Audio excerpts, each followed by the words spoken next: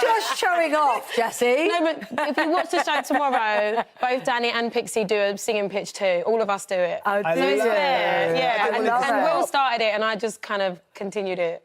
It's a great way of doing it, actually, because what you're showing to these kids, who will be aware of you, of course, but probably not as much as on the adult The Voice. Yeah. Like, look how good I am. Look what I could give you. I think it's important to show them that we do and we are doing in the world right now what they want to do. Yeah. And it's fun. It's great fun. Yeah, it's so fun, and that's the main thing is they have fun. Yeah. And all of us, I said they have to do that now. I think going forward on The Voice Kids, they should have a singing pitch. Like 3 or 5. Yeah. Between 3 and 5, where you have to do a singing pitch. But does it ever? But it sounded like that could have gone on and on and on and on. Yeah, I mean, you're never going to stop. The editing that's happened, I feel... It's going to go higher and higher. Yeah. But... Although I did feel that Danny was a bit like, oh, no. No, Danny gets up. Danny gets up and sings. Really? And then Will starts rapping, and then Pixie does a whole thing, and you'll see it's a 4-turn show, but you have to watch to see who actually gets them to be like who's picked. Now you're no stranger, are you, to the spinny red chair? Yeah. Because of course you were in the original The Voice for grown-ups.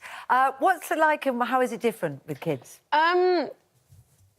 They're just there's a layer of magic that kids just have this innocence and this purity when they're first starting out to discover who they are, point blank.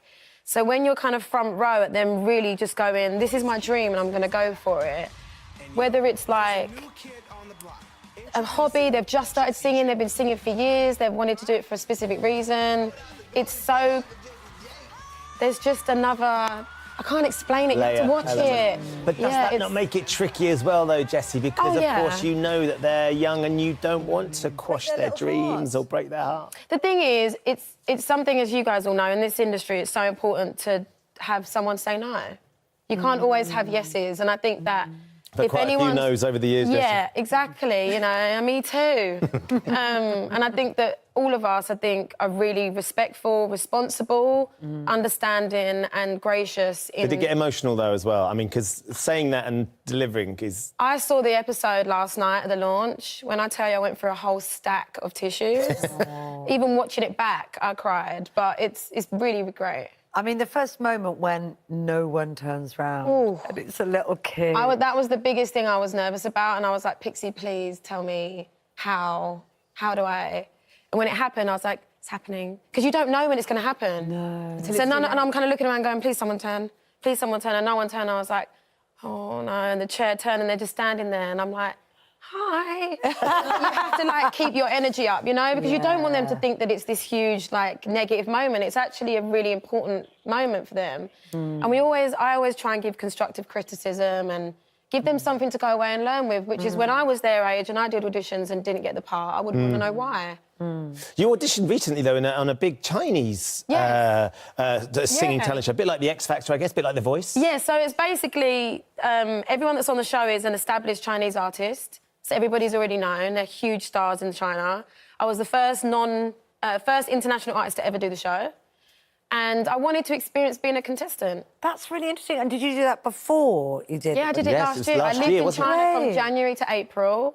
And I did 13 episodes, and I still can't quite believe I won now, but I actually won the show. That's great. I mean, that must have been huge. It must be a huge show over there. It's incredible. I feel so lucky and honoured to be a part of that show. It's the biggest music show in the world. There was 1.2 billion people watch the finale. 1.2 billion? Wow. Yeah. Crazy, isn't it? The woman was like, just before I went out, she went, there's 1.2 billion people watching. I was like, thank you. Thanks for that. And I kind of walked out and to sing live. I had to live in China for 4 months. Wow.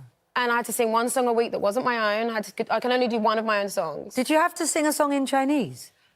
Maybe, but I don't want people to Google it because it wasn't very good. Oh, that's interesting. No, I sang a little bit of Purple Rain in Mandarin at the end. Wow. I did my best. So you must be huge. I mean, not that you wouldn't be before, but you must be even bigger in China now if you've won this programme that had 1.2 billion people. Yeah, I was lucky enough to have a sellout arena tour 4 months later. So I finished the show in April, and then I came back, I did my summer shows, then I went back into rehearsals and I toured China. We did 12 dates in arenas across China. It was insane. Yeah. So lucky. Like, I went to cities that people don't ever often go to. Then I toured the US, then the UK, then got offered The Voice Kids and was like, great. So I literally, within 2 weeks of deciding, I was in the red chair, kind of like, yeah, this is actually happening. And being the other side of the table yeah, as well. Exactly. So and with all of that knowledge and like in the past 6 years since I did The Voice in Australia and the UK, I've learned so much and I'm grateful to be back.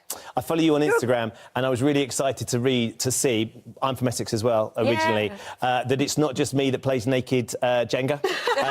I said this to my wife because I saw the picture that you put her chatting up and it was so funny because I said, look, maybe it's an Essex thing, there's got to be a forfeit on everything, every game we play. But there's a forfeit. We make a Jenga where I put forfeits on every single block. So that's the thing. Is that how you do it? So I want to actually do that. I'm actually going to try and have a game like that. Yeah, why not? So every time something goes wrong, isn't it fun? You're just glad that I didn't lose because not remotely. Don't you worry about that. The picture of him was definitely sharing his caring.